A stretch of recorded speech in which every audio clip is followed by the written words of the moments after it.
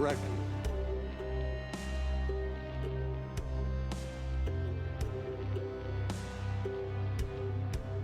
That's correct. I'm not a perfect person. That's correct.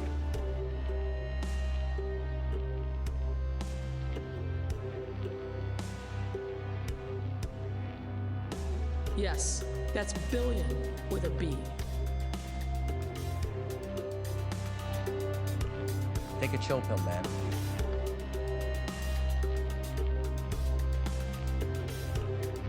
This little light of mine, I'm gonna let it shine.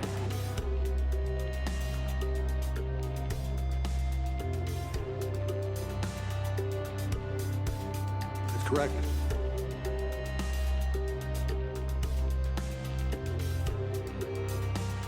I'm not a perfect person.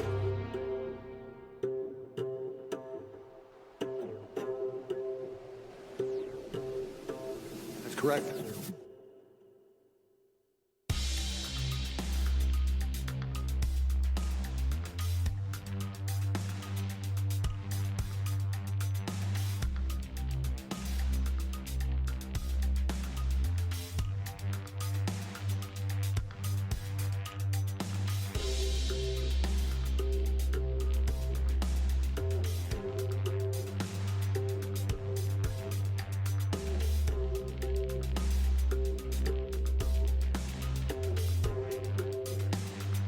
Yes, that's billion with a B.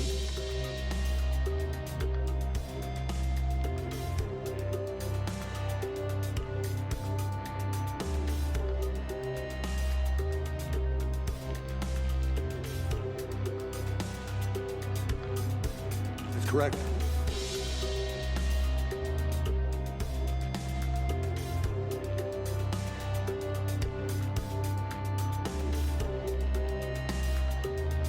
All right, everybody, we're ready. Oh, Ben's still writing. Are we ready, Ben? Come on. How many times I have to tell you? I roll out of bed, I'm ready, all right? What time is that, by the way, that you roll out of bed? I got up early today. Oh, yeah? What time? 8:30. Okay, that's actually That pretty is, early for yeah, you. I had an incoming text. Woke me up. Damn it. You can change the noise of the text, by the way, you know, the ringtone. Ah, man, this Doesn't phone. have to sound like that. This phone. I just was talking to Bob, man. We got to get him on the show. Bobby! Bob's cool as hell. All right. Yeah. Your Ben Joravsky show for Thursday, December 27th, or Friday. It's Friday. Get it together. Oh, boy. Get it together. All right, let me try this again. Your Ben Joravsky show for Friday, December 27th is just moments away. But before we get into that, we need to thank the following unions for sponsoring this program. First up, the International Association of Machinists and Aerospace Workers, Local 126 and District 8. The International Brotherhood of Electrical Workers, Local 9, sponsored this program, as well as the International Union of Operating Engineers, Local 150. We really appreciate those unions for jumping on board and sponsoring this program. And, of course, today's Ben Joravsky Show was brought to you in part by our good friends at the Chicago Federation of Labor. Ben Joravsky, hit us with that song of the day. There'll be shadows in the moonlight. I don't even like that song, but it's on my mind. Because I heard it. One more time, how's it go? There be shadows in the moonlight. Bow, bow, bow. I don't even know who sings it. The Ben Joravsky Show starts now.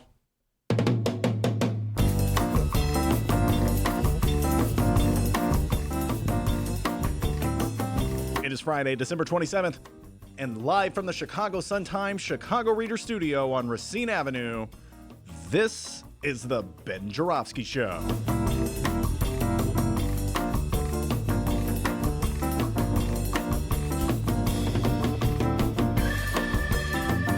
Today on the program, it's a holiday edition of the Rummana Rundown with Sun-Times editor Rummana Hussain, and we're wrapping up our 20 new Illinois laws of 2020. That's correct. And now your host, Chicago Reader columnist. Nice shirt, by the way. Thank you. Ben Joravsky. Hey, hello, everybody. Ben Joravsky here. We're calling this Nice Shirt Friday. And here's why. Actually, we're not calling that at all, but he said nice shirt. It just popped into my mind. Anyway, interesting column today's bright ones. Chicago Sun-Times, home delivered as always by Jacob Sullum. Jacob Sullum is a columnist for the Sun-Times. Maybe once a week he has a column in the Bright One. He is a libertarian by persuasion. Now, I have a confession to make, D. I'm generally... Here we go. Let's hear it. Happy New Year. I am generally dubious about libertarians. Yes. As I see it, libertarians, people who call themselves libertarians, are basically Republicans who are ashamed to admit that they're Republicans. So they call themselves libertarians. That way they get to distinguish themselves from the yahoos like Trump and George W. Bush in the Republican Party. They can say when they go to a cocktail party, they can go, I am not a Republican, I am a libertarian. You know, like that, it makes it better or something. Like there's a great principle. I'm not a racist. I'm not a bigot. I do not hate people because of the color of their skin. No, there are principles that I believe in, libertarian principles. Anyway, that's generally my attitude about libertarians. They're too cowardly to come right out and say that they're Republicans, and they hate paying taxes, so they're probably cheap. But having said that, I have to give Sullum credit. He wrote a very interesting column. At least that was I've been reading and talking so much about Obama that I'm starting to talk like Obama. You are doing some Obama.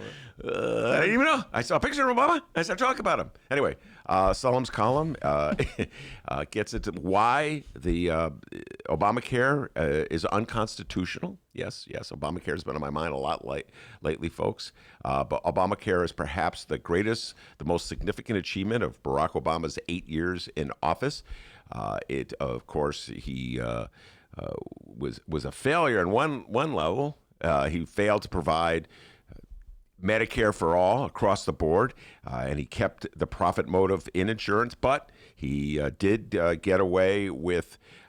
He did provide more insurance for more people, and he got away, forced insurance companies to insure people who are sick or ill. So good for Obamacare on one level. If you view it as a first step in a process to something better that we all need, like health care for all, then it's absolutely a great achievement.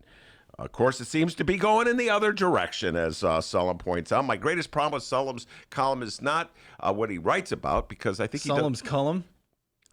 Yes, Sullum's column. Oh. Yeah, man. Pre-existing conditions. That's what I was thinking about. Sometimes words just don't pop into my mouth. Yeah, words. But anyway, the great achievement of Sullum's column, is the information it provides as he picks apart the reasons why Barack Obama's great achievement, Obamacare, is on the ropes.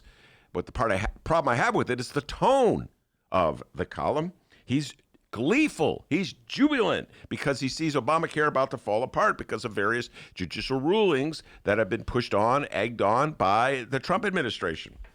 As Sullum sees it, the world's greatest problem with Obamacare is the mandate. And the mandate in Obamacare is a law that says people have to buy insurance and that employers have to provide insurance. And if people don't buy insurance, they have to pay a fine.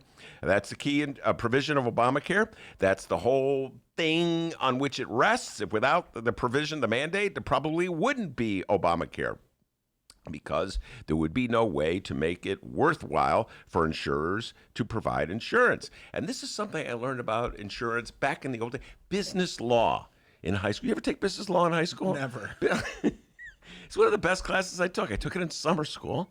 I was not the greatest scholar of all time. I confess, as life goes on, I've been more honest about my academic failures.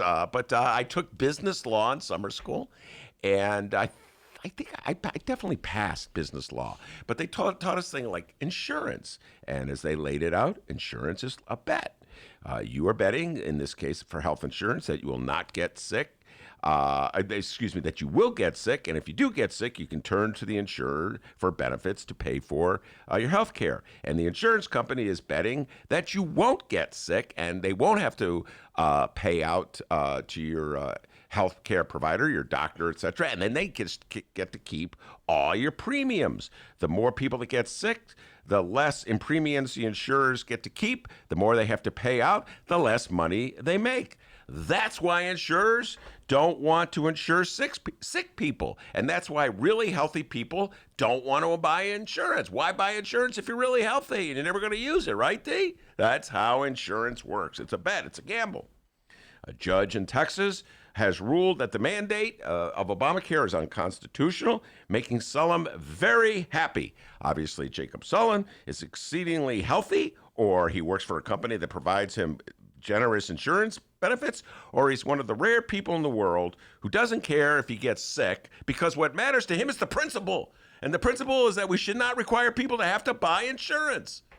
I don't think it's the principle. If I had to put money in Vegas, D, I'd say he works for a company that provides him generous insurance. Don't put money on Vegas. Please don't gamble. Anyway, I'd just to point out that the Texas judge, the one who's ruled that Obamacare is unconstitutional, is a Republican. His ruling has been partially upheld by an appellate court filled with Republicans. The case against Obamacare is being prosecuted by Trump administration lawyers. More Republicans. Hey, people. Maybe a good idea in 2020 to stop voting for Republicans. Unless, of course, you're like Jacob Sullivan and you're fabulously wealthy so you can buy your own insurance, or exceedingly healthy that you don't need insurance, or if you're dedicated to the principle that the thing that's worse than getting really sick and dead broke is having to buy insurance. It's the principle, Ben. I doubt very few people fall in that last category. So here's my suggestion.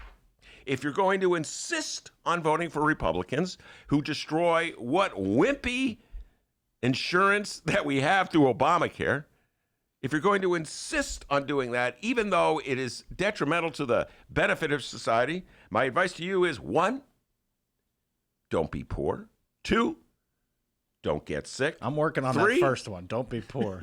don't really get hard. old. Don't be sick. Don't be poor. Don't get old. Can you think you can accomplish that, D? I'll try. Yeah. Otherwise, good luck voting for the Republican Party. We got a great show today, everybody. Rummana Hussain will be there. We unpacking all the news of the year, talking about what I'll be looking into my crystal ball. Where's my crystal ball? Oh, you left it at home. All I could see are the pistachios. Leonard Goodman was here yesterday. Excellent show with Leonard Goodman, a civil liberties lawyer. Excellent pistachios. And he left some pistachios, which Dennis has been consuming ever since, I like to say. And they put it right there on the guest table, so guests who come in will, oh, wow, pistachios. And That'll be a fun bit for a day. Then it'll get on my nerves. No? And it'll get rid of them, just like he got rid of Mark Sims' candy, which Mark was so gracious to leave for us. Anyway, so we have a great show, a lot of talk ahead of us. Before we do any of that, the young man from Alton, the man they call the doctor, with the news. Hey, everybody, how's it going? I'm Dennis. All right, before we find out what's happening in Chicago and or Illinois this afternoon, first off, not a doctor. But, Ben, I'm not sure if you realize this or not, but today marks the 1-year anniversary of something bad that happened. That's right. Well, I say bad, but it ended up being good because now we're over here at the Sun-Times. Ben, it's the anniversary of you getting fired. I didn't. You know, this is... And the end of your short-lived AM radio career. Oh, my goodness. Wow. I did not realize that. So, Ben, looking back... Yeah. Looking back on when I... Please stop singing. Oh, sorry. Would you like to share anything with us? Maybe what you've learned in the last year? Any advice that you can give to those who went through a similar experience to remind everybody that experience again? Getting fired from your radio job. From a radio. My God, I did not realize this. By the way, there was no pre-show prep, so this is being dropped on me, boom, unceremoniously. The old doctor didn't tell me he was going to ask me or remind me that, yes, this was the day I was fired. I was called in after my gig was over. I was set up like a bowling pin. 8 days before they fired me, people. 8 days. The general manager took me out to Ellie's. Your favorite place. My favorite. Fed me pancakes. God, you're doing a great job, Ben. It was. Oh, dude, I set up, folks. Okay, Dennis asked for advice. Now, I hate to give advice like don't believe anything anyone tells you, but when your boss tells you you're doing a great job and he loves you, look out.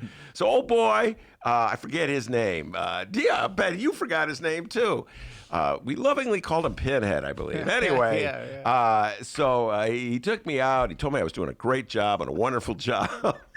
I couldn't. And he was a Bulls fan, so after it was billed as an evaluation. So after about 10 minutes or so of the evaluation, let's talk about the Bulls, huh? How about those Bulls? And so we talked about the Bulls. That's my imitation of him, by the way. And then about a week later, Ben, the same boss called me into a room, goes, "You're fired." I was shocked, dude. I didn't see it coming because they set me up like a bowling pin. But looking back on when I was a nappy head. But I'll tell you this. With the year it was, now we're, at the Sun-Times. Yes. It's looking back, this has been a great year at my beloved Bright One. And this show is a lot more fun in a lot of ways than being on AM radio. So I got to say that it worked out, right? It didn't. Yeah. I probably wouldn't have said that a year ago. I was stunned. I was like, huh? And then afterwards, we took the bus home together. Remember that? Yeah. The Lawrence Avenue They bus. fired you and kept me. And we're riding the bus together. Yeah, we're right. No, that's how we go, folks. Yeah, that dude, old boy fired me. Wait, and then as he goes, this is how classy he was. He goes, oh, could you bring Dennis in? Like, what, are you firing him too? No, we're gonna give him a raise or promotion or something. Yeah. I'm like, oh, okay, I'll just, Anyway, I was a rookie. I had gone my whole life. And like Bruce says, at least you got pancakes out of the deal. Yeah, I got pancakes out of the and an omelet. Bruce, it's even better than that. They gave me eggs and pancakes and coffee. I think I may have had orange juice as well. Boy, they were really springing big. Had I known, I'd gotten a steak dinner. Do they have steak at Ellie's? Yeah, maybe. So anyway, I did not go out into the world thinking I would be a AM radio show host, a talk show host. The thing sort of just fell in my lap, thanks to young Dr. D over there. And I enjoyed it a lot more than I ever realized. And I wanted to keep it going. God bless the unions, man. God bless the unions. Yeah. They lent out a helping hand and kept the show going. We're having a lot of fun with it. So Exactly. yeah. We're having a fun time. That happened, but now we're at the studio here at Sun Times. The show's going great. Screw those bastards. Huh? Who needs them? Yeah, I forget their name. That's What's their name? WCPT 820 AM. By the way, they fired you. I still have friends at that station. And I love them dearly. They know All right, it. well, aside from him, screw Yeah, that was a him. year ago? Are you sure? 1 year ago, December 27th, Ben Joravsky fired. Oh, God, Ben, could you come in here for a second? I remember Yoda. Well, Yoda was the one. Ben, could you come in? I said, oh, my God. I was packing. I had just finished the show, and I was packing the stuff up. And the person that replaced me was already calling out to other guests to line them up. Hey, man, it's a brutal business, the radio. I learned that the hard way. Well, the YouTube live stream chat's having fun with this little conversation we were having here. Kyle Young weighed in. He said, hey, you lost your AM gig, but in the end, you gained all of us, the disheveled masses. Yeah, I did, man. Me and the disheveled masses. That sounds like a rock group. No kidding. Yeah, the disheveled masses. God, I can't believe you pulled this on me. I know. Folks, he did not prep me for this in any way. He didn't say, oh, Ben, what I'm going to do is when the show begins, I'm going to remind you that you got fired a year ago. It's good for you. It's healthy. I think everybody should go through life getting fired. And particularly with such a classy way. First, we set him That was up. very classy. Yes. We took him to the finest restaurant. I could just see them plotting it. Where should we take him? I know. We'll take him to Ellie's. That dumb knucklehead loves Ellie's. Thank you for watching your language there. That was Yeah, good. I almost said something. I know you Dennis did. is always like, pretend you're still on AM radio. So they took me to Ellie's and fed me an omelet and pancakes. How about that? Onward and upward, buddy. Who needs those douchebags? All right, now I do miss Ellie's. Okay, enough of that. Ellie's is whatever. Mm-hmm. I've had better. All right, now let's talk about what will be happening in Chicago and or Illinois in the new year as we continue our 20 new laws in 2020 holiday special. I think we have 11 left. Now, according to the people who actually put all this work together, and we thank them for that, by the way, WTTW Chicago, there are 250 new laws coming to the state of Illinois in the year 2020, a.k.a. next week. By the way, can I just tell you this? What? We're not the only one doing this. This is like a common thing. Yeah, I've noticed slow news day, dude. I've noticed like the Sun Times, the Trip, but they never point out, they never say it's a slow news day. They act like, well, we're going to investigate the news, the new laws, because that's what you want. They never come out and admit. Well, we're an honest little program here, all Little right? too There's honest. nothing in the news, all Did I right? tell you I got fired a year ago? Yeah, there you go, all right? Ben, let's go have some pancakes. All right, we already know one of these new laws, legal recreational marijuana. We talk about it all the time. In fact, we have an update on legal recreational cannabis in moments. But Wait, you got listen- some? No, Is that the update? no. Oh. But hey, listen, stoners and you too, Ben. There are other new laws taking place Yes. next year, okay? Laws like this one, strengthening Scott's Law.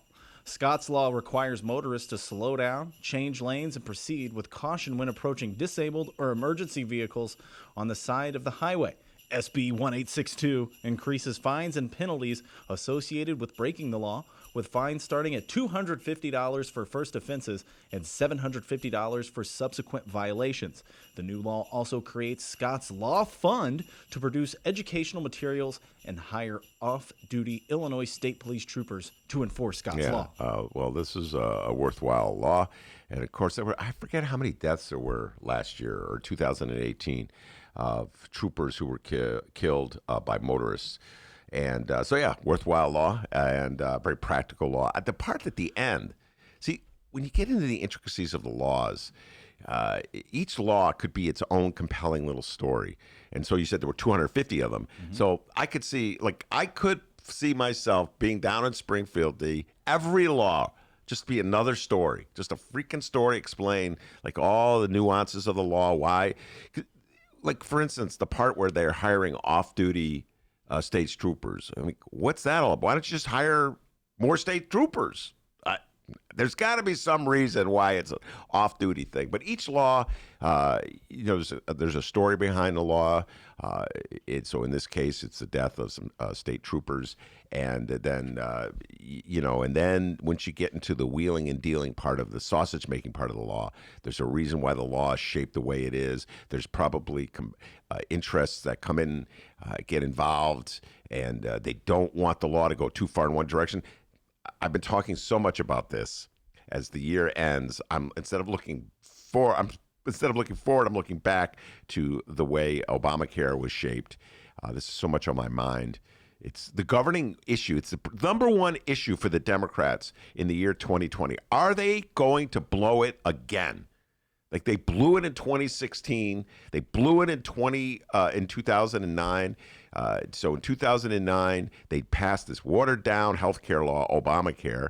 Then in 2016, when Bernie was on the campaign, firing up the people by saying he wants the Democratic Party to stand for something really bold and important that everybody could benefit from, health care for all, like we have Social Security, like when you get old, we take care of you, we give you some money so you don't just starve, so we have health care for all, you don't get just sick and die if you don't have insurance.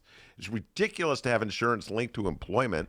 And so what does he do? When he says that, the establishment of the Democratic Party goes, can we shut this guy up some way? Can we stifle his message? And then they tell him, oh, God, it's unrealistic. It'll never happen. Yeah, it'll never happen because the people that you let in the room are the people who are going to fight like hell to keep it from happening, but you don't put the Bernies of the world into the room. Anyway, that is what I'm getting at. When you tell the story of how a law is shaped, there are unseen influences, behind, people behind the scenes who kind of work their magic into the law, and you end up with these like little quirky things in a law. And then when I bring on the masters of the process, like Martwick, Senator Martwick will explain, oh yeah, well this is what was going on, this kind of thing. So anyway, I'm hoping in 2020.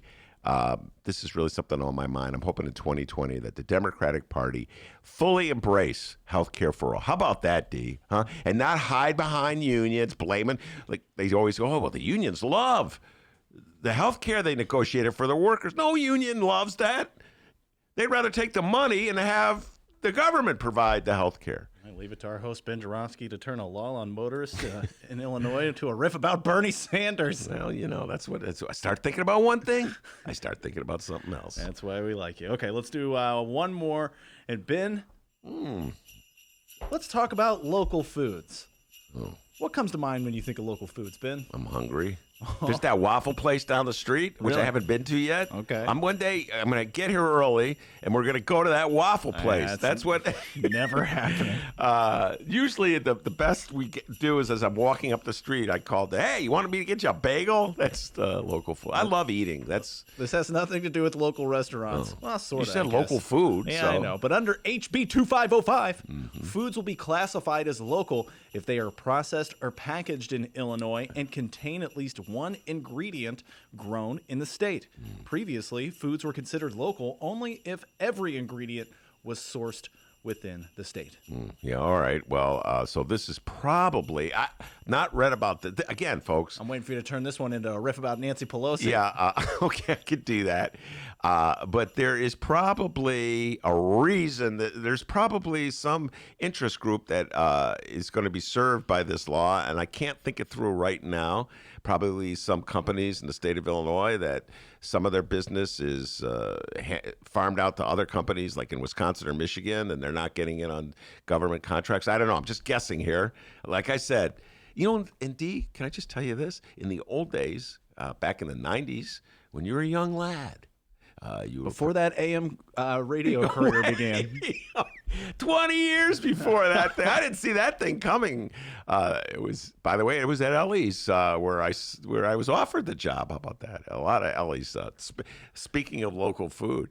But in the 90s, I used to do stories all the time where I would take a deep dive on some relatively obscure matters. We called it neighborhood news, and I would, explain like a law. I remember doing a lot of recycling stories and why the recycling law was the way it is, like why we went with blue bags as opposed to like a legitimate recycling plan. Anyway, there was always some compelling interest that was unseen and that was sort of dictating why we did what we did in the city of Chicago.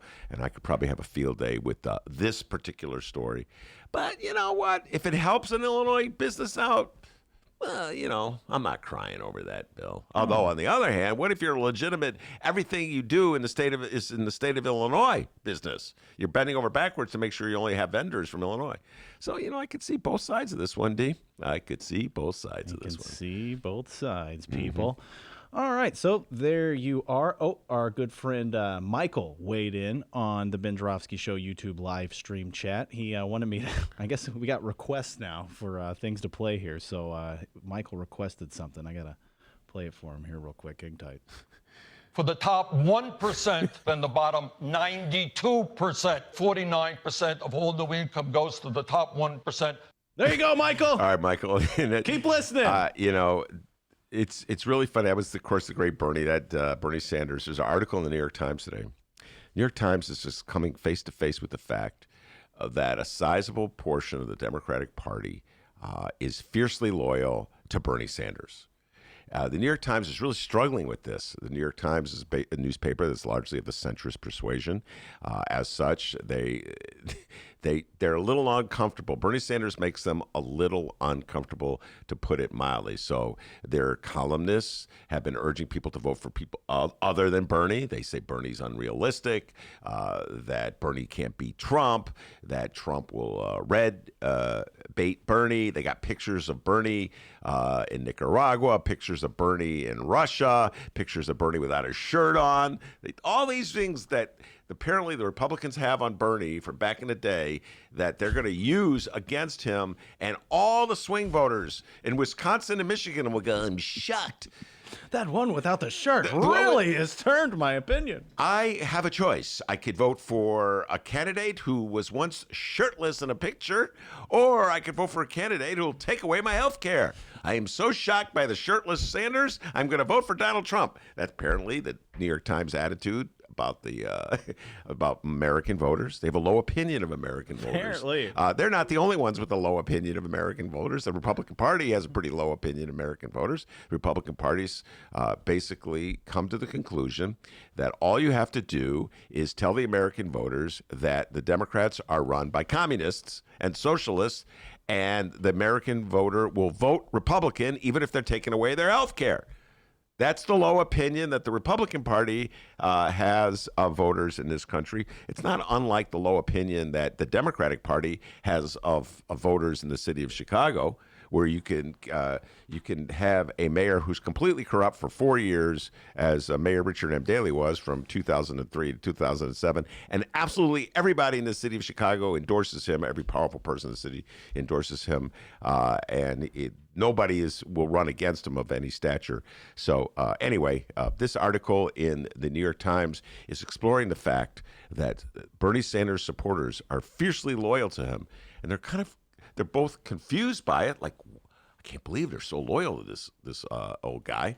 And they're also a little concerned about it because it means that Bernie Sanders may be the Democratic nominee, and they're very concerned about that. Rummana Hussain has entered the room. Huge Bernie Sanders supporter, Rummana. She's laughing at that one. She is old school. She's not going to tell you who she supports for president or anything else. But I got a funny feeling, just got a funny feeling inside she's a Bernie supporter. All right, well, we got a little sidetrack there, but 11 new Illinois laws down. We're down to the final 9. Actually, that's a lot left still. So let's just do one more because this segment must end once the show is over today, all right? So, new law in Illinois coming in 2020. Ben Joravsky, Rummana Hussain. Did you know that starting in the year 2020, it will be way easier to change your name after divorce? I did not know that. Well, it's true. Anyone who wants to change their name after a divorce no longer has to file a petition to do so or provide notice by publication of the changed name. And that's all thanks to this new bill, SB 1191. I don't understand why it was ever hard to change your name anyway. Rummana, can you explain that to me? Why would people care if you change your name? Like, you mean to your husband's name? Or your any wife's name? Yeah. Yeah, it shouldn't be that hard, but it is, I guess. Yeah, I don't understand. I mean, I'm happy for the new law, okay? I have to do a deep dive in this, D. I'm sure there's some compelling special interest group that wanted to make it difficult for you to change your name. Just take the word compelling out of that sentence. I'm sure there was some special interest group that had its own reason. My parents, they're being immigrants and English not being their first language. I mean, they spelled my name many different ways. And so on my social security card, it actually says Rumana. Yeah. And I've been able to, they change it to 2 M's later on. And then somebody told me, they're like, I was getting my license changed once and I had my social security card with me. I'm like, oh, sorry, my name's spelled a little differently. My dad and mom kind of went back and forth. And they're like, I'm surprised you were able to get all this paperwork done for all these years. They told me I have to get it officially done at some point, but I haven't. Well, by the way, as long as we're on that particular subject, let me just say this. I've said this many times. I've battled dyslexia my whole life. Your name with those M's always throws me off because there's the M's and there's the N, there's an M. And so then I pause. Like, are there 2 M's or 2 N's? No, 2 M's, 1 N. Yeah, 2. That's kind of how I do it. 2 M's, 1 N. Yeah, it took me like a week. I'm like, all right, cool. 2 M's, 1 N. And I know it's not the most common name, like Ben.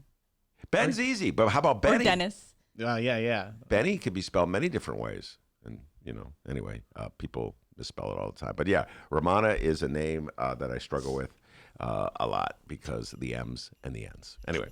12 down. All right. 8 more to go. And after this week's Rummana Rundown with Rummana Hussain, we will find out what they are. It's the Ben Joravsky shows, but actually WTTW Chicago's. We're just reading from the website. 20 new Illinois laws of 2020. That's correct.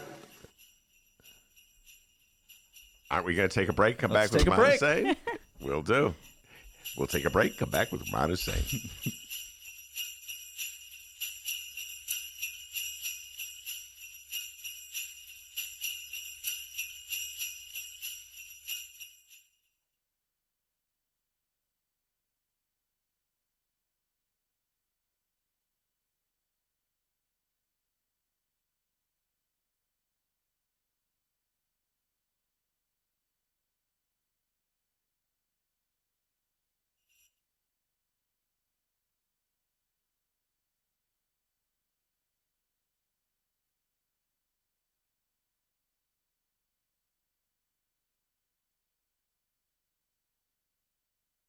The Ben Joravsky Show is supported by Northwestern University's part-time master's program in literature and liberal studies. Students learn from dynamic and diverse faculty as they build advanced skills for critical analysis, writing, and research. Evening classes are held on Northwestern's Evanston and Chicago campuses. The spring quarter application deadline is January 15th. Learn more at sps.northwestern.edu/masters.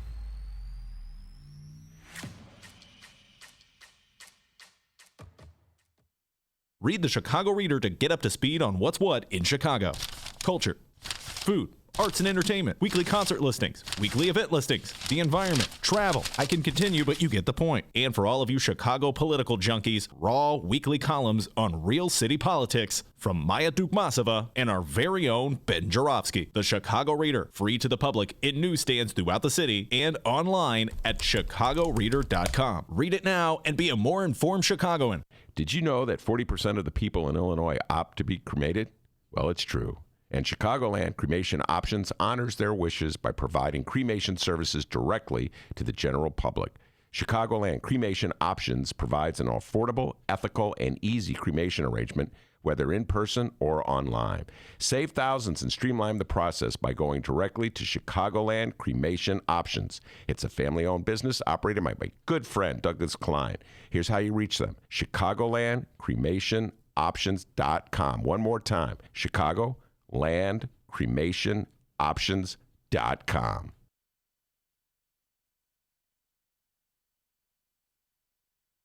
Commercial break over. Welcome back to the Ben Joravsky Show, live from the Chicago Sun-Times. Rummana Hussain in the studio. Rummana Hussain in the studio. She's one of the few people from the Sun-Times working today. Yes. Very quiet around here, have you noticed? It is, but it's actually kind of nice. I'm working with somebody that I'm friends with, so it's just kind of fun and games. You're just and it's chilling. quiet and Yeah, yesterday was really quiet around here. Today there's a couple more people. this one guy on the wire desk and his wife made 1,600 cookies, Whoa. and so we're eating cookies. Where are they? How They're come they they're by the wire desk if you want some. yeah. Just letting you know. By the way, and there's pistachios. If you like pistachios. I do. They were brought here yesterday, so have Dennis will one. probably be a little irritated if you eat them while speaking. No, it'll be No, I fun for won't. today. Okay. Maybe by Tuesday I'll go on. Yeah. So anyway, before we take the deep dive into stories of the year, and do you want to say something about a friend of yours who just... She's not a friend of mine, but she was someone. I mean, she probably doesn't remember me, but Karen Daniel. I would see her a lot at 26th and California. This is the courthouse, the Layton Criminal Courthouse, when I was covering criminal courts. Karen Daniel was the director of the Center on Wrongful Convictions at Northwestern University, and she was hit by a car while what I've been seeing on Facebook, I don't know if we've had this, but while she was walking her dog in Oak Park, and she had just retired from the center, I think, a few months back. So there's a lot of lawyers that I know that have been in, this is kind of like the top story right now, people writing about her and her legacy. And it's actually very, very sad. I think she was supposed to become the head of U of C's, like a similar center at the University of Chicago. So I was actually I just updated our story. Mitch Dudek, our young reporter who's here, just updated the story. So literally right before I walked in, I just updated the story and was looking through the latest that he sent. She was 62 years old.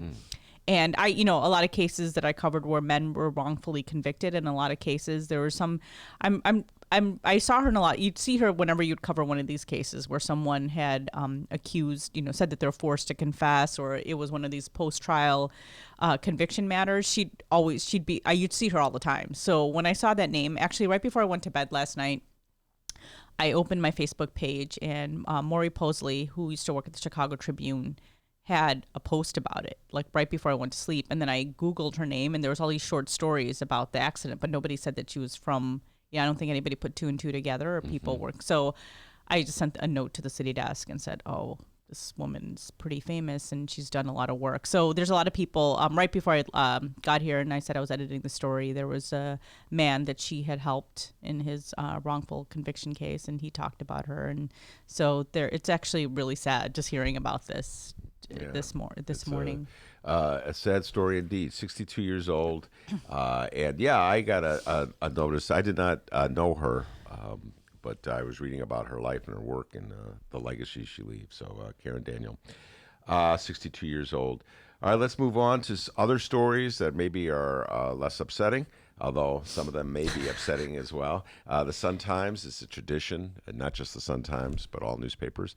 The top stories of the year, and I was kidding with Rummana when we were talking on the phone today. Some of these stories correspond to the top stories that we, the two of us, have talked about, and some don't. Clear, it sounds like it just shows you the difference between what the Sun Times, the powers that be at the Sun Times consider the top stories, and what the Rummana rundown. I agree with most of them. I told the reporter who was working on it, Stefano Esposito, who I'm really good friends with, we were kind of going over the list of a couple days ago, and he put out what the top stories were, and I agree with most of them. I know everybody loves the alligator story. I don't think it's a top That's probably story. the one. Now, I got to tell you, of this list, we'll go down the list. Well, obviously, there's Lori Lightfoot, Jussie Smollett, Chicago teacher strike, Eddie Johnson, R. Kelly, baby cut from womb, Humboldt Park alligator, ongoing federal probes, recreational marijuana, and the two TIF deals. We've talked about a lot of these stories immensely, so there is a lot of We talked about overlap. everything in here, I think. And, I just don't think the alligator story, I know everybody disagrees with me, but I feel like this is a story that I know a lot of people loved it, but it's like literally, and I understand, I'm not saying it's not a feel-good story. I don't think it's a top story. I guess it's a top story because everybody was so excited about it, which I don't get. It was someone that clearly didn't take care of their pet and threw it in the lagoon at Humboldt Park. And someone saved it, and then that guy from Florida has become like a folk hero. And I recall when it happened, it was the summertime, and Lori had just won, so there wasn't really much news going on. She was too new to do anything. There was 2020 stuff, and other than that, for local news, Gatorgate. Yeah, and like I said, I understand. And Block Club Chicago, we're supposed to give a shout out to them because they're the ones who broke the story. Oh, I didn't know that. They They broke the story, and I just felt like everybody was just. I thought it was a story, and everybody's heard me in the newsroom talk about it. I'm like, is it really that huge of a story? Because as someone who's covered the news like for many years, this has happened before, where people leave like their pets and they just throw them out there, and I don't know. And then you felt bad for the guy who was from Chicago. He was trying to look for the alligator, and then he didn't do it, and this guy like Rob from alligator Rob, and then all of a sudden he has a girlfriend. I'm like, why is that a story? I even complained about that. I've complained about it, so I'm just saying what I said in the newsroom. I'm like, okay, him getting a girlfriend, is that really? And I told someone in the newsroom, I go, because I think Block Club had a fundraiser for their publication, which is fine, but one of the enticing things was that he was going to be there, and I told someone at work, I'm like, wait, who is going to be the alligator Rob? I forgot that. It's silly to think about. You know what? it It's now. so funny. We're talking about. This has happened a couple weeks ago. No. The details of the story have faded from my mind, but Dennis and I riffed on this, I would say, for a week. We had so much material exactly. It about gave us it. Now listen to this piece of audio we had. We had a random hipster talking about it. I've seen a whole lot of catfish, some turtles. No gators yet, though. I mean, that's good stuff. I don't know, Rummana. The other thing I loved about it was just, yes, now it's coming back to me. It was the convergence of all the hipsters into Humboldt Park. That's what it was. I was just yeah, man, there's an alligator. Play it again. I've seen a whole lot of catfish, some turtles. No gators yet, though. No gators, but I just said that, I don't know. I don't really need to meet alligator Rob. That's just. Wait, so which one was? Okay, time out. So I'm forgetting. There was an old boy. No, you? Yeah. So there was the old Was alligator Alligator guy Rob the guy from Florida. Chicago? No, he came from Oh, Florida. Alligator Rob. So who was old boy? He was from Bob. Chicago. He was alligator Bob. Oh, the Sun Times threw him under the bus. Yeah, well, everybody threw him under the Come bus. on. Now, this guy, Yeah. the guy, Alligator Rob, became a celebrity. Yeah. He got a girlfriend out of it too. Well, no, yeah. Bob just got a bunch I of shouldn't, grief. say, I shouldn't say he got a girlfriend out of it, but I'm just saying he met a woman after he But I was just telling someone, I'm like, no offense, I'd rather meet many other celebrities. He's not on my list. Wait, Sorry. now it's coming back to me. There were so many elements to the story that I love. But they did throw him under the bus. That is because sad. Yeah, Alligator Bob, they was like, oh, he couldn't get the alligator, but this other guy did. And then, give the Sun-Times credit, this is the part, the Sun-Times had the exclusive photo of the alligator. Did we? Yeah, the bright one. I'm sure the other publications did too. I'm sure Block Club and Trib did too. I think before Maybe. the alligator was spotted, there was a picture in the Sun-Times of the gator's head going through. Oh, yeah. okay. That was and the photographer was Ashley Resin, I believe, who's a good friend of mine and a great photographer. So let's give Ashley a shout out, okay? I'm not trying to be a hater, but I just don't think that. Not trying to be a hater, but it just comes natural. I'm just saying, sometimes. and trust me, everybody's heard me. I almost was tempted. So my friend, all the people that I'm friends with, and for my former colleagues, work at Block Club, and one of our former colleagues wrote a book, and I almost was tempted to tell the guy who runs Block Club now, like, give it a rest with the alligator, but I didn't. I was being nice. Hopefully he's not listening to this. I think it's a good story, but people have heard me. So I was just talking. It's fine. You're a gator hater. Yeah, you're a gator hater. I guess, I don't know. I don't know if we ever talked about it, but I know Dennis and I had a field day. Good. And speaking of, I mean, it makes sense to talk about this. Starting on Tuesday, we're going to do the Ben Joravsky Show's top 10 local stories. Is this on the of list? 2019. Yeah. Well, I wouldn't have put it on the list, but maybe I'll have to put it on now. Tuesday, we're going to do a lot of reefer stuff because it's the day before marijuana is legal, and the great young Tommy Shuba will be in studio, who knows more about reefer law than anyone. And my old friend Milo, everybody has a friend like this, I think, Rummana, or at least I have a friend who's been smoking marijuana long before it was legal or fashionable. So we'll have a lot of fun with that one. That is recreational, legalized in Illinois. It's on the list. I think we'll all agree. Huge story. Yeah. And unmet with many dimensions. Yes, it's not that easy, or I think it's a lot more complicated. I don't think legalization has really erased the inequality.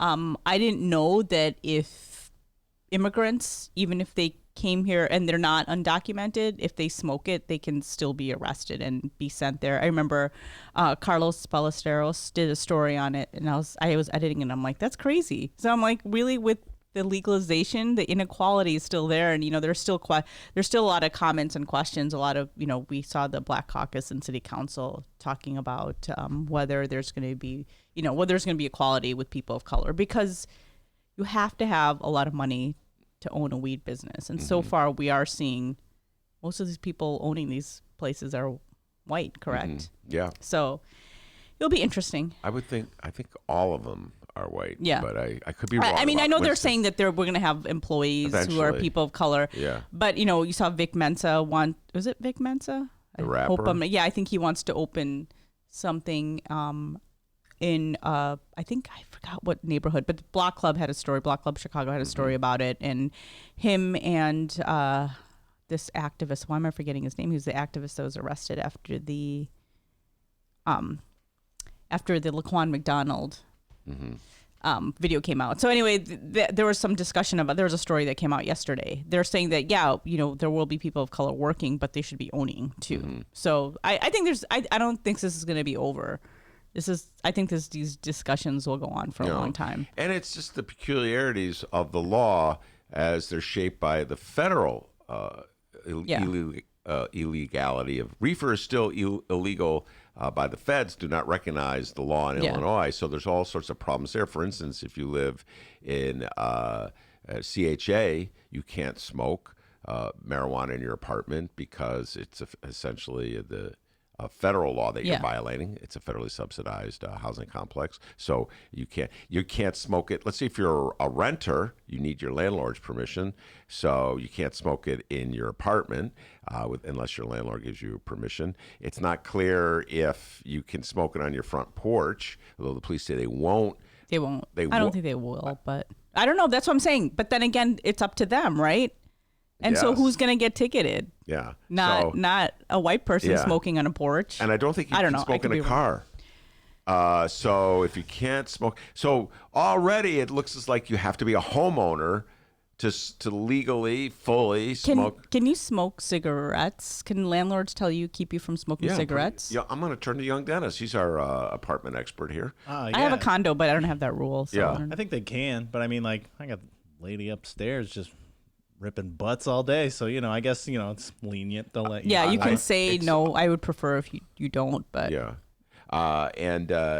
so the peculiarities of the law, the way it's structured. Let's be honest. The most of the benefits will go to people. The more money you have, the more benefits you have, the irony of it, the profound irony of it all, because the whole reason we finally legalized it supposedly is because we finally came face to face with the social inequities of it. But now I realize that the reason we legalized it was because white people wanted to get high. Yeah. And make money. Yeah, what's that? And make money. And make money. So anyway, that's a big ongoing. That was a huge story this year, and it'll still be happening in the. And we'll have, like I said, Tommy Schuba will be here on Tuesday to break it down. What else? What other? Lori Lightfoot being elected mayor of the city of Chicago. You know what people forget is we have had a female mayor before, Mayor Jane Byrne, but this is a woman of color, and she's a lesbian. So that was definitely, and this was after Rahm. So, she kind of won by a landslide against Tony Procwinkle. So that was a big news story. I agree with that. I agree with most of the stuff. I agree with. I'll even give the much. alligator. Yeah. I'll be nice. You came around. You came around. I still don't think it is, but I'll be if I'm gonna be in a good mood. I think it was the audio of that hipster that won her over. Yeah, the audio. That makes me more annoyed. The hipsters annoy me so much. Well, the thing is that what do you got against hipsters? It's like more of an Don't say attitude. hate. No, I can say I hate them because if I find them annoying. They think they're so different, but they're all the same. And I call my husband a hipster all the time. He gets so mad. And he's like, well, I think this is Mick here. I've seen a whole lot of catfish. Because, okay. No gators yet. Mick? Yeah. Catfish. Okay, so I don't have a problem with an individual hipster, but the culture is just so, and I'm not saying that I don't like hip things, but they take a lot of things that Indians have been doing for years, and then they make it their own, and then it's really annoying, and they think they discovered it, and you're just like, no, you didn't. Just stay in your little, and then they all say they're so different and we're such individuals. They all look the same. Yeah. So my whole thing is, it's more the culture of hipsterism. It's so annoying. Yeah. I'm old now You're not old. If you're old, then I'm ancient. Oh wait, but it's like, it's like they just, it's just so, it's just, I don't know how to describe it. All right, I want to say this, all my I'm hipster, our listeners out there, I love you dearly, and the news, with the views and opinions of Rummana Hussain, or those are Rummana Hussain that don't necessarily. I said, I just hate the whole culture of hipster. I bet you have hipster friends. Yeah, I probably do. Well, they hate your guts now. We all make fun of hipsters. It's kind of like being a yuppie. Everybody said they weren't a yuppie, but they all were yuppie. Everybody's a yuppie at the end of the day. I like hip things. Does yuppie even exist anymore? Oh, yeah. Yeah. CrossFit's a thing. Of course yuppie still exists. Yeah, okay. Peloton is still a thing, right? Yeah. And can we hear that hipster again? An alligator Bob? Oh, you really like that, huh? Did he have a big beard and tattoos? We're hitting the news hard today. All right, here we go. Hipster Gator. What do you think? Your thoughts on Alligator Bob? Have you seen the alligator? Random hipster. I've seen a whole lot of catfish, some turtles. Okay. No gators yet, though. Another day at Humboldt Park. Back to you. No, it was. I gotta tell you, it's really would be hypocritical of me not to include this in the top 10 because I realize hipster critical because we did talk a lot about this. Oh, it's on the list. It's on our and old boy got thrown under the bus. I was defending him forever. Alligator Bob. Some people, I'm not saying who. Some people thought he was the one that threw the alligator in there. Yeah, that was him just that's scheme to get some money. That is such a Chicago. It was a crime scene. They're like, oh, he's like one of those criminals that kill someone, and then is like, oh, did they find him? I'll help you guys find him. But it wasn't me. I don't believe that in any way. And I stand by that guy. Well, he we was should have tried to get Bob on you the show. You guys should try to get him on the show and say how he feels. And Did he feel like he was slighted? Okay. And just butter him up. Yeah, there we go. Let's go back to a story. See, you're perpetuating your own. With us live on the show is Bob. And hey, Bob, the hell with that Rob guy, all right? We're on Team Bob. All right, now, some of the other stories. Let's see. Lori Lightfoot. Yeah, go back to Lori Lightfoot. Look, we left Lori really fast and went right back to... No, back. See, so it was a big story. Thank you, Black Love. Yeah, all right. Thank you, Black Club. But back to Lori. I would argue, I'm going to throw this theory at you, get your thoughts on this. As I like to point out, roughly 33% of the city of eligible voters voted in that election. That's true. So how big a story is it if 67% of the people said a yawn?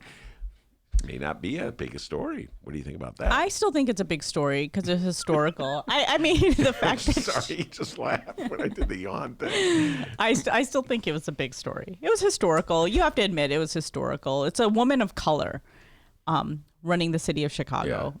When Harold Washington was elected, he was the first person of color. Yeah. And I was in high school at that time, and it was such a big deal. I just remember it being a huge deal. And I wasn't even following the council wars. I didn't know anything about that stuff, but I knew Harold Washington was elected. I was being a little sarcastic facetious I know. when I said it I wasn't know. a big story, but the reality is I'm utterly obsessed with politics. Talk about it. This is how I make my living. I know.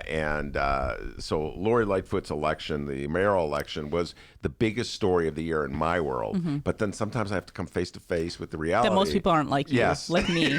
No, I know. You know? I have to tell Mick that all the time. Yeah. I'm like, I have Most to remind people. him that I'm not like you. Yeah. I'm totally not like you. Yeah, but I don't want to read a book about Ronald Reagan. Wow, is that what he's doing now? No, but he has many books about Ronald Reagan. Like, things that he finds really fascinating, I find very boring. Yeah. So I'm like, how many times are you going to read about Ronald Reagan? Yeah, there's a limit to that. But so anyway, Lori Lightfoot's election, do you think the city is that much different? No, but I knew that.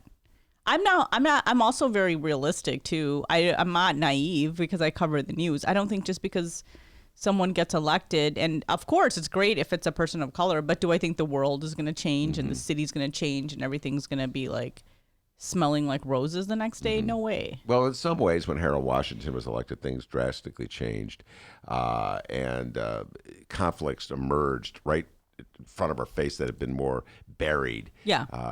But is she really that much? I mean, a lot of people think she's not that much different than Rahm, and she handles things. I'm just saying that's not saying that, not giving her any credit. And she's, like you said, it seems like she's been there forever, but she hasn't. So that's what I said to you today when we were going through the list of stories. I go, oh, that was just this year, because it does seem like she's been here for forever. And in many ways, this year dragged on too. In many ways, this Lori Lightfoot's the first year of Lori Lightfoot's reign, which is not a full year yet, is very similar to the last term of Mayor Rahm. Rahm was a different mayor after Laquan McDonald video was released, and very much more conventional mayor. Stopped trying to be, less interest, it seemed, in trying to be an international superstar. So I see Lori Lightfoot running the city quite similarly to the way Rahm ran the city. And by the way, she's not afraid, like Rahm, to put someone in their place if she feels.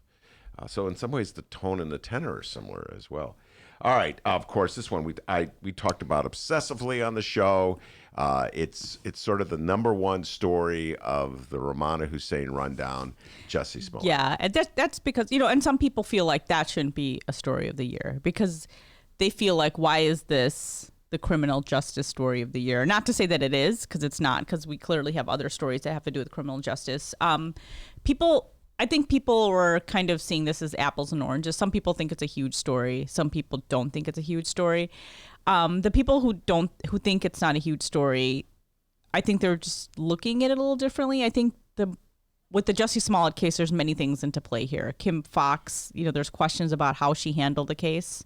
Mm-hmm. He was obviously charged with falsifying a story about him being attacked by homophobic and racist attackers, Trump supporters with MAGA hats, and then it turns out that there wasn't anybody like that, but he did have his personal trainer there and his brother, and he was charged with crimes, and then they ended up dropping it. The charges were dropped, and so that's what I think people were the questionable. I don't think people wanted Jussie Smollett. I think people who are questioning or asking the questions about how did this happen don't really want Jussie Smollett in jail. It's just the way the case was handled, whether there were favors pulled because of who he knew and what the state's attorneys did and how there was no sort of explanation. And a lot of people who do go through this deal, or they have he was able to have the charges dropped without pleading. to anything. He could still maintain his innocence. So there's just as someone who's kind of covered the has covered the criminal justice system, I think there was a lot of good questions. It's an interesting story, and we know that this is being investigated by the IG, the independent investigator on the county side, and also the state's special prosecutor on the state's attorney side. Listen, people who say that stories aren't significant, or people who just go, "Oh my God, I'm bored with that story," or "That story just doesn't warrant," putting aside the alligator, which is just a bizarre summer story, are really saying something else, in my humble opinion. I'm going to trot this out and get your reaction to this. What they're saying is they don't like the story. So a lot of people of a liberal persuasion don't like this story because it makes Kim Foxx look bad, and that's their ally. That's who they support. That's who they supported. And so they'll say this story is overblown. This story is not nearly as important as, and then you fill in the blank of I've seen that a ton of lot. other travesties of our criminal justice system. Yeah. And I understand that reaction. Of course. When your side looks bad in a dispute, you kind of want to just bury it. It's embarrassing. You know, like if I had a guest on the show, comes on the show all the time, and that person, this hasn't happened, but let's say it did, all of a sudden got caught doing something really stupid, I'd be like, oh, that story means nothing, but well, it did mean something. I'd just be embarrassed that my friend got caught. So I think that's what's going on, Rummana. Yeah, I do, but I also think that just because you like someone, or you really look up to them, or you believe in their political views, it doesn't excuse questionable behavior. And I think that's one of the things that people get mad at journalists, and the right says, oh, these journalists are all like left leaning, but a lot of people on the left say, like, why are you guys like covering this, and what are you supposed to do, not pretend it happened? First of all, I think this is a very important story. I do too, for and it's many not different reasons. Yeah, and that's what I'm Exposes a saying. lot. It's holding your political figures accountable. That's what it's about. On all sides. And exactly. Think about the Fraternal Order police who are protesting Kim Foxx. So you have to ask them, where were you? Yes. Protesting when it was Daley's kid or Daley's nephew, his case was buried. Where were you? Why weren't you standing by Carol Marine and Chris Fusco and Timmy Novak when they did story after story about that injustice? I agree. So I don't, it doesn't make sense when you're on the left. Like, what if it was Donald Trump who did this? Would you be, right? You have to still, it doesn't matter if you like someone, you still have to hold them accountable. They're still responsible. If someone you would like and admire turns out to be someone you didn't think they were, and I'm not saying Kim Foxx is to the level of this, let's see what the investigation says. She's done a lot of people say that she's done a lot for the criminal justice system for the few, like, 2 years that she's been there. Mm-hmm. So nobody's, and so people do admire her, and that's great, but that doesn't mean that, she shouldn't be investigated, or question shouldn't be raised. And that's what kind of makes me as a reporter think back, like, do you want us to cover only certain people when they make mistakes and not people that you like? Yeah, we had or admire. We had in the show yesterday Leonard Goodman, who's a civil liberties attorney. Yeah, I covered a case that he was when he had 26 in California, and he was laying out his worldview, which is that the Trump impeachment is a lot to do over nothing, and there are other cases in our recent history, that are far more deserving of an impeachment inquiry than this one. And I think he makes a very compelling point. He made a very compelling point. On the other hand, I welcome the Trump impeachment on many different levels, not the least of which is I want to find out as much as I can about how Trump was operating. And I have a very similar attitude toward Jussie Smollett. Really want to know how it works in the city of Chicago. I think I have a sense already, Rummana, but think about this. Calls being made to prominent prosecutors contacting the chief of police, cases, should case get shifted from local jurisdiction to federal jurisdiction? It's how the game is played in the city of Chicago. And, this is apples and oranges, but the Jeffrey Epstein case, he was charged with, I forgot what the exact case was, but it was in reference to charges related to a girl that he assaulted, I believe, and then the judge let him go or gave him like a lenient sentence. And I remember I think there was calls being made then too. That would be, by the way, that's not anything we discussed on your segment because we generally do local news. Yeah. That would, any list of top news stories for our show would be on the list. We talked about that with Leonard Goodman. Yeah. That's one of our most popular downloads. No, but I was saying that's like a story to show you, like, if you know prominent people and you make phone calls, you can evade a lot of things. And, Yes, and, I'm with you. And there's so many people in the history of this world who've gotten away with a lot of things. And, you look at something like that, you're like, how can someone get? And you look at the people that he rubbed elbows with. You're talking about Jeffrey Epstein now. Yeah, Jeffrey Epstein. Yeah, no, sorry, not Jesse Smollett. Yeah. But it's just interesting. No, there's so many people who would want the Jeffrey Epstein story to die. So many powerful people on both sides of the aisle. And it's funny, haven't heard a lot about it. Probably the number one story of the year for the Ben Joravsky show, at least the one that drew the most attention from followers, was the Chicago teacher strike. Oh, okay, yeah. Yeah, that's on the list that the Chicago Sun-Times did. That probably was our number one story of the year. What did you think, Dee? Well, people are going to have to listen to find out. The top 10 Ben Joravsky Oh, show yeah. local stories of 2019. Yeah, I shouldn't Will give it be any- number one? You're Are gonna you have to guys tune in. compiling that list right now? Yeah. Okay. I'll be Yeah, writing that's it funny. over This the is weekend. pre-show prep on the Ben Joravsky show. I didn't even know we were doing this. So yeah, number one. I'm not Hey, going to say what number come one on. is. I put that gator on there. All right. But what else? What else would you say? What do you want to? I do think the R. Kelly case was definitely interesting. Ed Burke. And the ongoing federal probe. Yeah. That was definitely interesting, and a lot of politicians being charged with crimes. I think that's pretty compelling. The baby being cut from the womb, I agree. Eddie Johnson and him being fired Eddie Gate. right Yeah, it's before Eddie he was Gate. going to Eddie resign. Yeah, Gate. I know Eddie you guys Gate. liked Eddie Gate too. Yeah, Eddie Gay was a big story. Yeah, so all these stories are I actually. pretty interesting, and it's hard. There's a lot of things that happen in the city of Chicago, so like weeding down the top 10 stories are always hard too. Eddie Gate is one of these stories. I've seen this happen from time. Eddie Johnson was a very useful, I don't want to say tool for Mayor Rahm. And he served a very important purpose for Mayor Rahm. And he was key in that transition from Rahm to Lori. And then they didn't need him anymore. You know what I'm saying? His shelf life had expired. Like, he was really important to have him in that position. Rummana, after the Laquan McDonald tape was released and there was outcry, suddenly the city of Chicago came face to face with the fact that the police department was dedicated to a lie. And the mayor had, you could argue, and I would argue, had withheld evidence of a murder. So Eddie Johnson was a very important symbol that Rahm was trying to send to the city of Chicago, that he actually did care about criminal justice and that he would not bury evidence of a murder.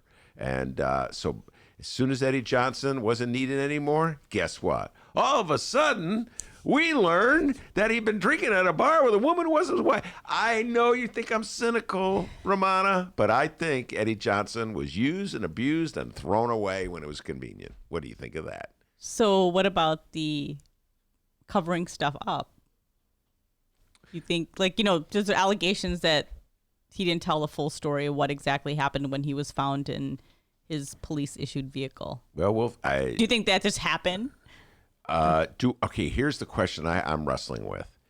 Do I think that Lori Lightfoot learned about the inconsistencies in Eddie Johnson's story the day she held that press conference and with voice trembling said, I am outraged what I just learned. I must fire him. Even though it was 6 weeks after. 6 weeks after he was so caught. you think that she knew beforehand? I'm wondering. That's a possibility. Just raised so she just the was question. waiting right for a specific moment. Just raise According that to question. you. I'm just throwing it out there.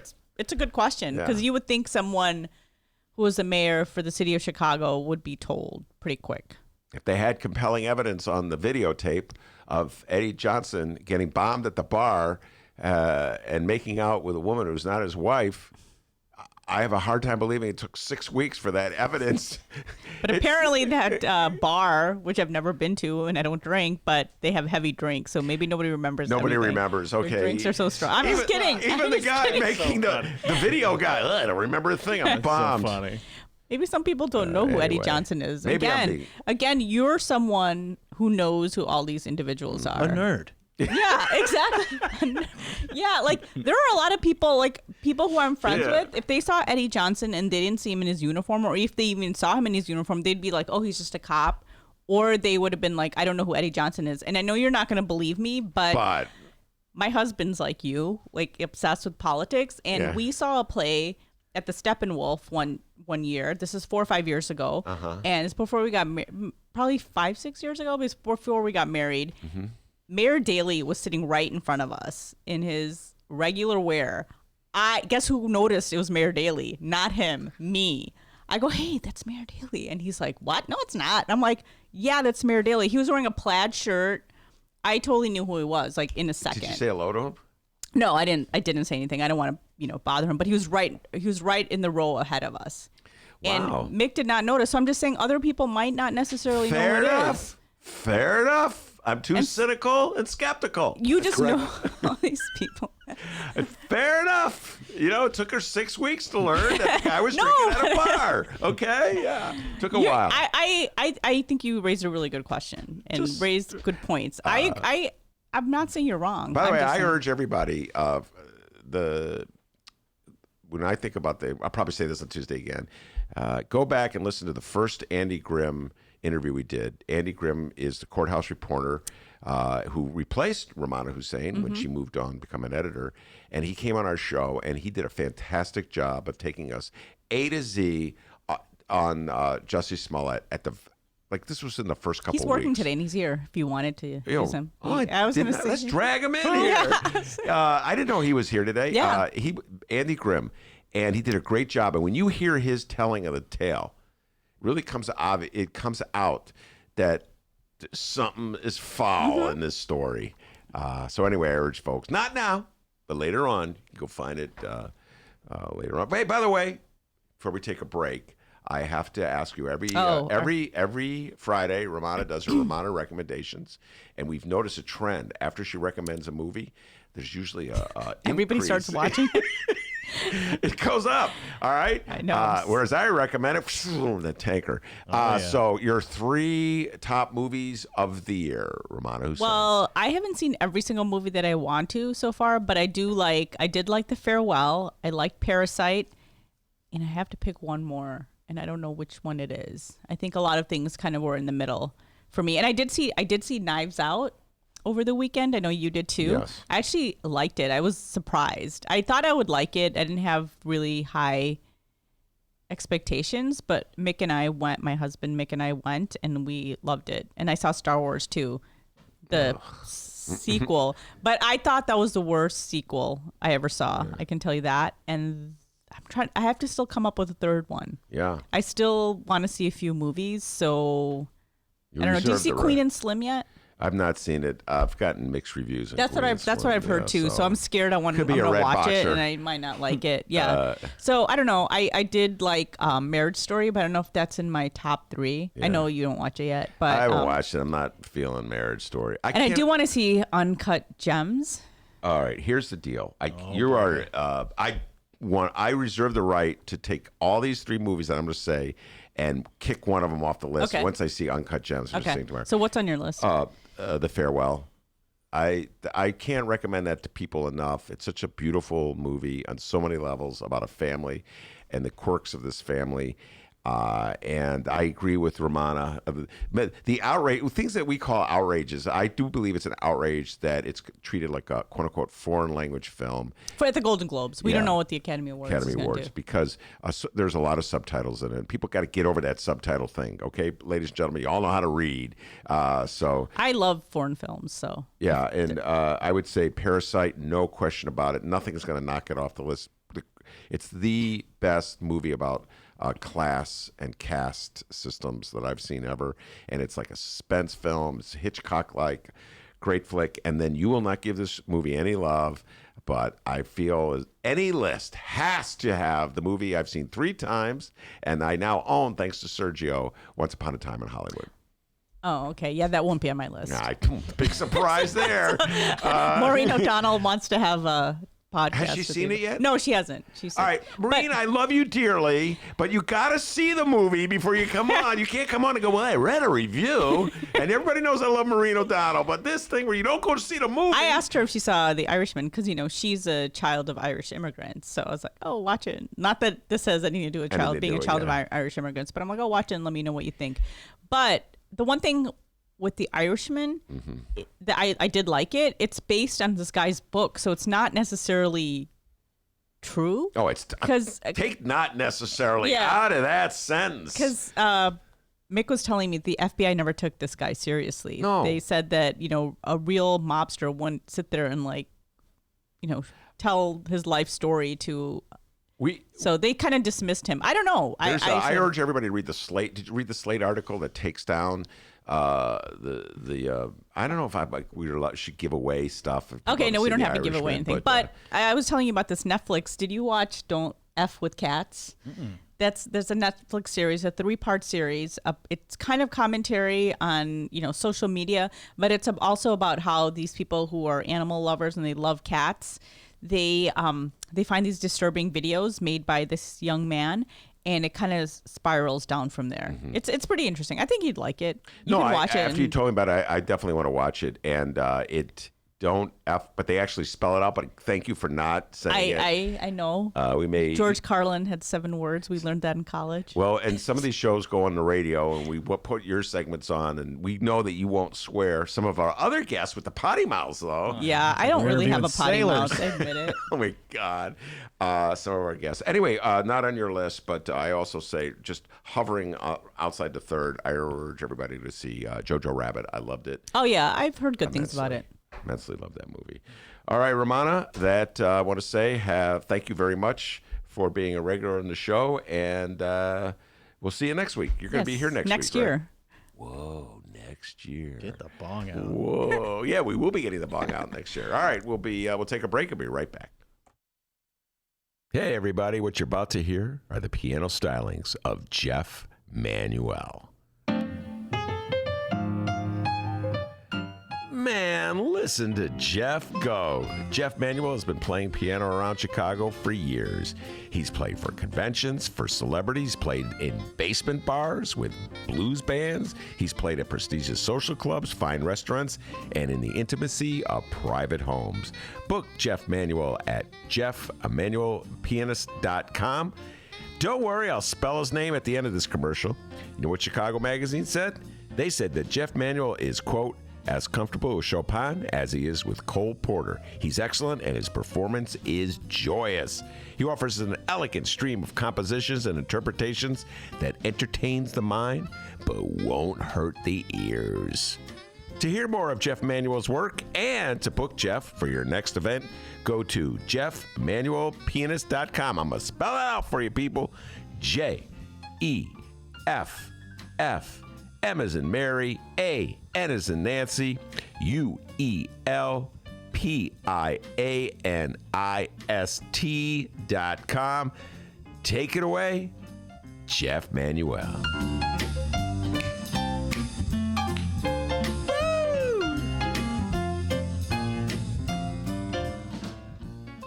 It's the butter cow, which has 9 hearts to represent the 9 essential nutrients in milk. That's right, it's made entirely out of butter, and it's a state fair tradition since at least 1922. It's Chicagoland's adult entertainment playground. It's the world-famous Admiral Theater, 3940 West Lawrence Avenue. The Admiral is homegrown from Chicago, and it's the most conveniently located club in all of the city. 15 minutes from the O'Hare Airport in downtown Chicago Loop. Voted Chicago. I think we have very good reason to believe that there is an investigation that has been conducted which has produced evidence that tells us that this president and his administration engaged in obstruction of justice. I believe Congress should take the steps towards impeachment. But I want to say this because it doesn't end there.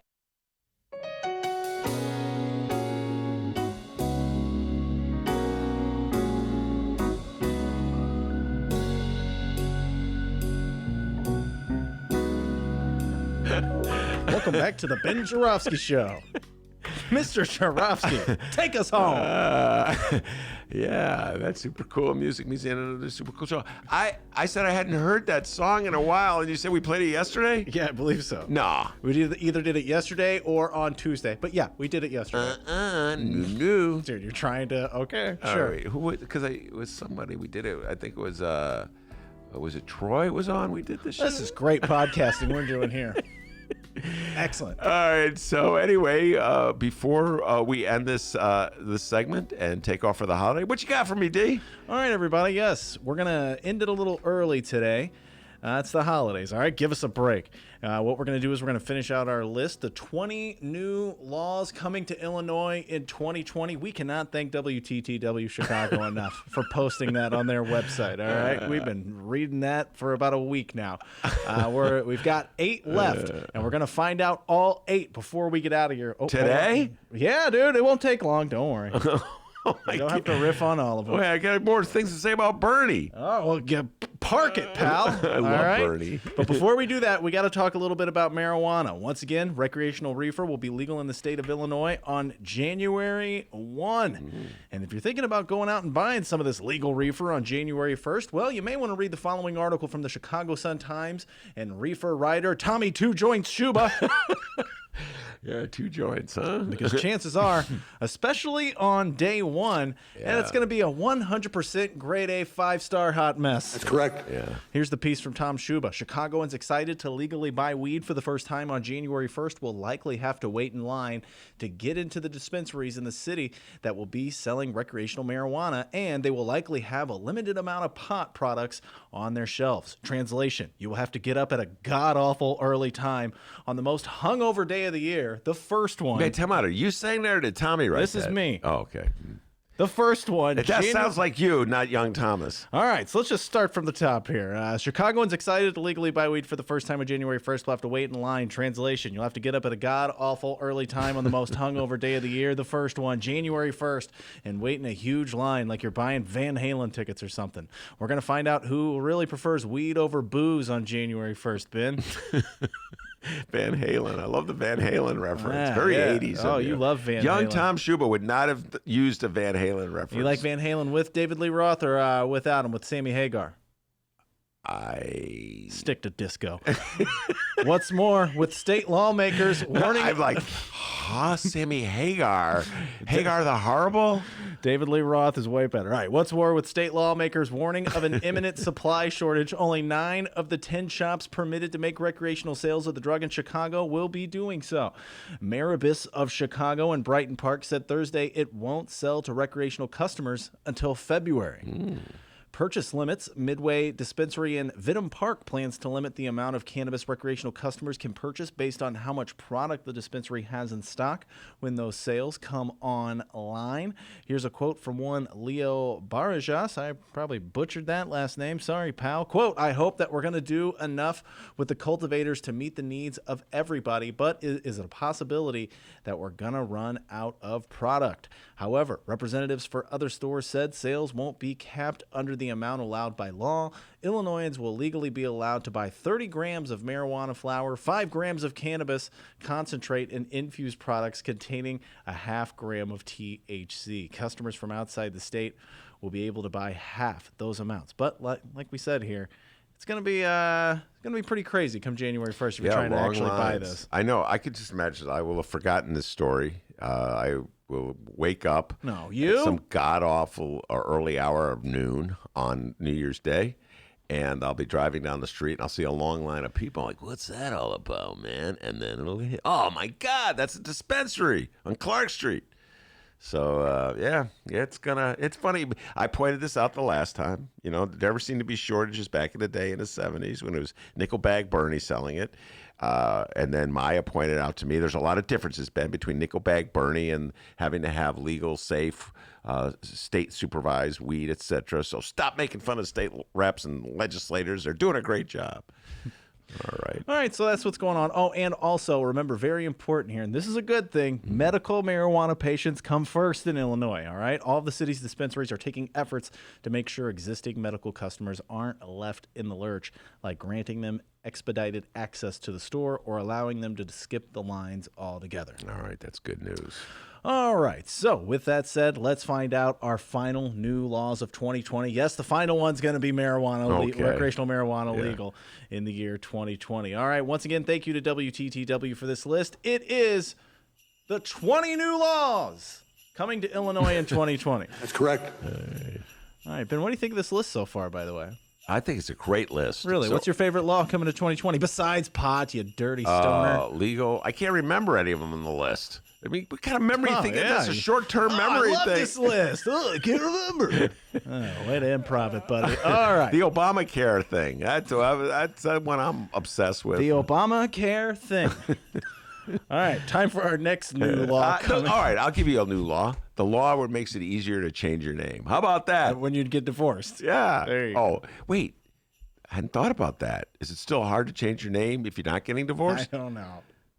Could be the divorce lawyers lobby that got this bill passed. Well, we hope all of you listening can remember these laws. I don't know if our host really does. Now, the next new law coming in 2020 to Illinois involves BYO containers. Starting next year, shoppers can bring their own. Bring your own. Can bring their own. I know you're struggling there. Starting next year, shoppers. I thought it was Brigham Young University. No. With an O. No. The guy couldn't spell. Starting next year, shoppers can bring their own containers to stock up on some bulk food items. SB 3440 permits retailers to allow consumers to fill or refill a personal container with bulk food if the containers are clean. Wait, you couldn't do this before? I guess not. I mean, this was illegal? I guess so. Remember Antonio, our dear friend Antonio? Oh, God. I love Antonio dearly, nicknamed Tonio. Anyway, Antonio would go to a store. Remember when they imposed the rule in Chicago that you had to pay for a bag? 7 cents, a whopping 7. Antonio said it was the principle of the thing, D. And so he would take the bulk containers that you use for your produce, and he would put his groceries in there. Save 7 cents. Oh, boy. I didn't know. I did not know it was illegal to bring your own. Why would that be illegal? Well, you're going to remember it for about 5 minutes and forget all about it. So really enjoy this thing you've learned here. Okay, go on, continue. All right, SB 3440 permits retailers to allow consumers to fill or refill a personal container with bulk food if the containers are clean and sanitary and the dispensers used prevent direct handling of the bulk food. Duh. What difference is, I mean, you're already prohibited direct handling of the food, no matter you're putting it in a plastic bag that the store provides, or whether you bring your own lunch bucket, your own Van Halen lunch bucket that Dennis has with Sammy Hagar on it. So I don't understand this rule. I don't understand why it was illegal in the first place. I'm more David Lee Roth than Sammy Hagar. Okay, on to the next law. This next law is all about clean water infrastructure jobs.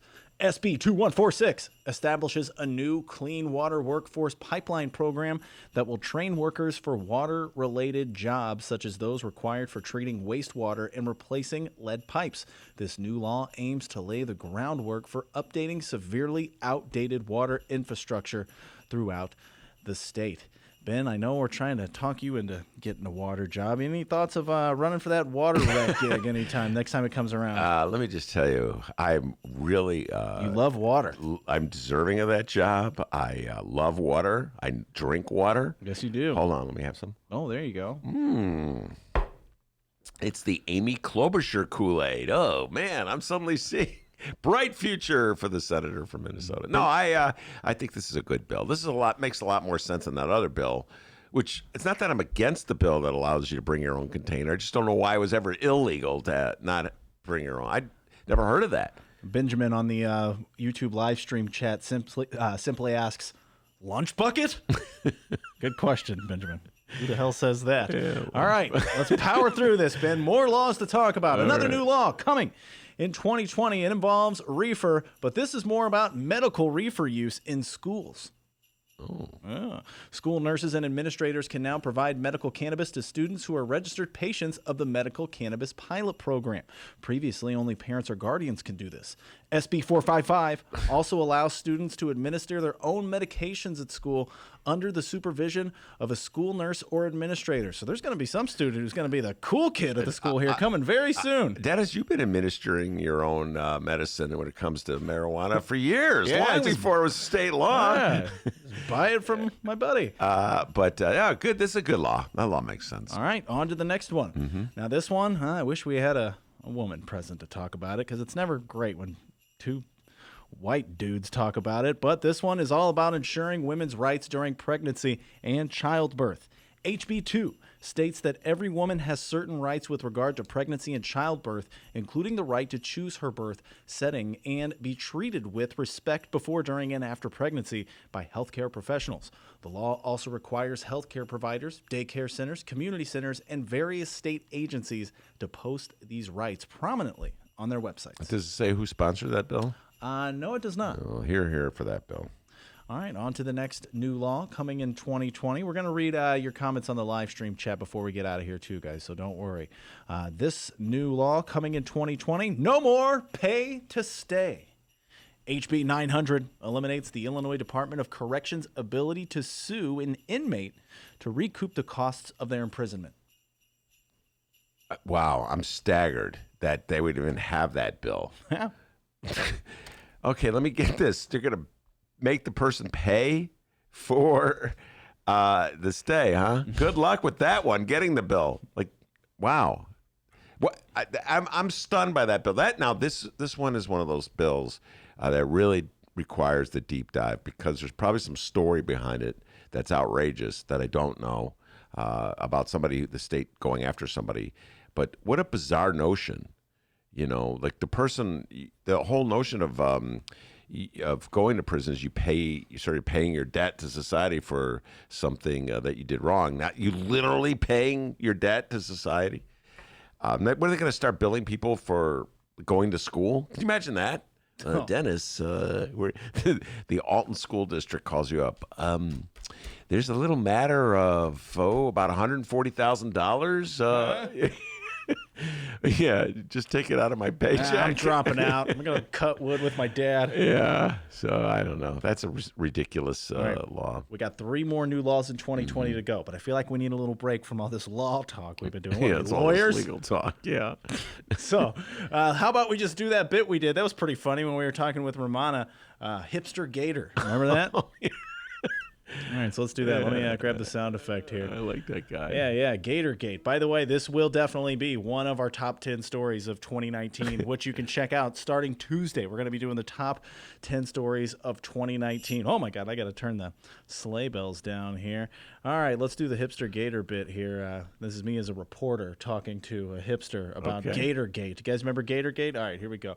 Excuse me, random hipster. First off, why are you wearing a beanie? It's July. Secondly, have you seen that alligator? I've seen a whole lot of catfish, some turtles. No gators yet, though. Oh, no gators. Random hipster. It was a big thing for hipsters, that gator. That was pretty fun, huh? Yeah, all right. That was fun. All right, let's do these 3 last laws. All right. This next new law, pretty important one. Random hipster. He saw some turtles, all right? All right, the next new law coming to Illinois in the year 2020 is all about educating prisoners on voting rights. Illinois prisons must provide educational workshops on voting rights and civics to outgoing prisoners. HB 2541 mandates that workshops be held at both adult and juvenile prison facilities to instruct inmates that their voting rights are restored as soon as they finish out their prison sentences. The new workshop will consist of 3, count them 3, 90-minute sessions taught by peer inmates inside the prison. This is a great bill. I'm for it. Part of the whole process of reintegrating yourself with society and being a productive citizen is participating in our democratic processes. And I know I am always cynical, and I come off as being so cynical at times, but I don't think I've ever missed an election. I vote every year. Even when I'm holding my nose and voting for people that I don't like, or sometimes I leave it blank. If I can't choose the 2 people that I have in front of me, I'll just move on to the next office. So it's prisoners. They did their time. They paid their service. So absolutely. And don't try to pretend as though they can't vote, and don't try to keep them from voting. So I applaud this bill. All right, we got 2 more to go. I'm done with the sleigh bells for now. I was getting I like kind the of sleigh Yeah, we'll bells. do it at the end. Okay. All right, 2 more here. Next up, the new law coming to 2020 in the state of Illinois is all about improving highway shooting investigations. Police investigating shootings on state highways will get a boost in the new year. The Illinois Expressway Safety Act upgrades the more than 600 cameras on state highways to ensure that they have recording capabilities and allows for additional cameras to be installed along expressways in Cook County. Under HB 331, images used from these cameras can only be used in the investigation of offenses involving firearms and detection of highway hazards. All right. I applaud that. It's funny that people are very concerned about the unwarranted intrusion into their private lives, or just Big Brother, the notion that Big Brother is watching until there's a crime and they want an investigation. So it's hard to be against that bill. All right, so that leaves us with our final law to discuss. The 20 new laws coming to Illinois in 2020. Yes, people, it is time for Number 1.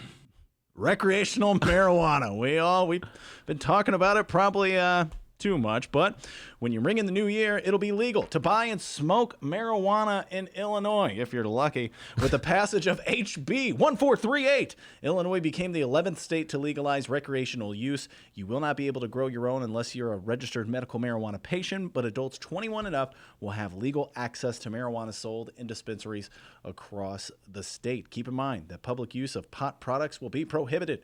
That includes in bars and restaurants. That's it. Well, about time is what I say. About 10 years ago, I want to say. No, it was about 9 years ago, I started writing stories about the need to legalize marijuana. It's a weird thing, Dave. I've said this before on the show. It's like it's almost like anticlimactic now that it's about to happen. And almost like, what was this all about? Why did we do this? But the reality is that the war on drugs was a colossal waste of time, money, and effort, and destroying families and communities. So the first step toward ending the war on drugs, legalize marijuana. There has to be more work done in this area, including figuring out what we can do to pay back the communities that were most ravaged by the war on drugs. But this is an important step. First step. So instead of being cynical and jaded and saying, what took you so long, I'll say, thank you for doing this, state of Illinois. How about that, huh? I like it. So there you are. Be positive for once. Yeah, it took about a week and a half, but you now know 20 new laws coming to the state of Illinois in 2020. Starting Tuesday, we're going to do, well, I guess we're going to do it all on Tuesday because we'll be gone on New Year's Day. And on January 2nd, what's a top story of 2019 thing on January 2nd? We'll be in 2020. Yeah, so on Tuesday, we will find out the Ben Joravsky Show's top 10 local stories of 2019. And yes, that damn alligator's involved in it. Okay, we can't avoid it, huh? No, we cannot. Right. Before we roll out of here, let's read some of your comments on the YouTube live stream chat. You guys are on fire today. All right, let's start, I guess, from the most recent. Kyle weighed in. Kyle, we really appreciate you. We're glad you found our show on YouTube, and we're glad you listened live. Kyle says, allow prisoners their right to vote while incarcerated. That was a whole topic of debate. Last year, there was a law that would have done that if you were not if you were incarcerated, but you hadn't been convicted of a trial, so you were just accused. There was a bill that I believe got passed, a very contentious bill. Republicans fought it very hard. So I believe that bill passed, but I can't remember for certain, Kyle, but I agree with you on the point. Should prisoners who are convicted of felonies, murders, rapes, etc., while incarcerated be allowed to vote? I don't know. I'm not sure I'm there yet. So. All right, Kyle has weighed in quite a bit here. He says, do I pay the fire department more? Do I pay the fire department more so after they put out the fire? He put that as well. All right, let's see here. Radio Doogie has weighed in. Sanitation, he says. Wait. All right, we're not reading that one, Doogie. All right, sorry.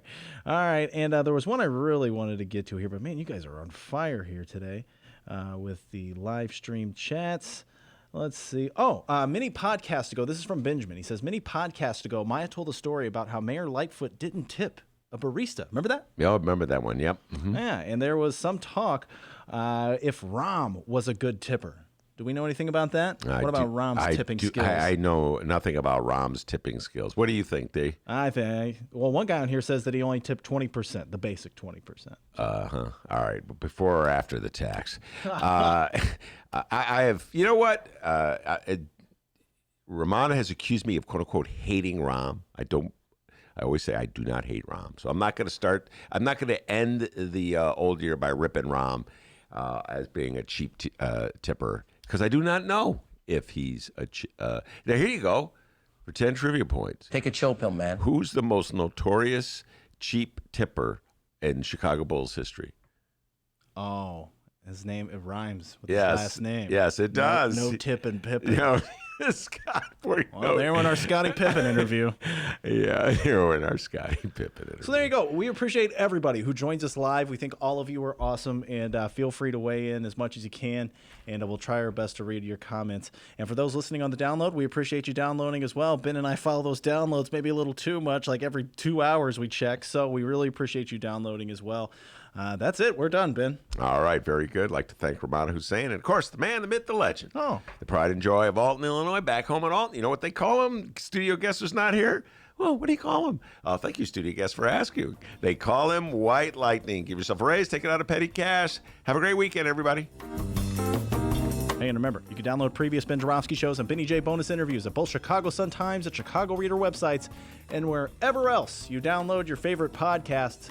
Downloaders, we live stream this show Tuesdays through Fridays, 1 until 3 p.m. Central Time. Once again, at both Chicago Sun-Times and Chicago Reader websites, and the Chicago Sun-Times YouTube channel. Find us on social media at Benny J Show, BENNY, the letter J Show. And Ben runs our Instagram account, The Ben Joravsky Show, JORAV as in victory, SKY. He loves seeing all your likes and comments. We'll see you next week.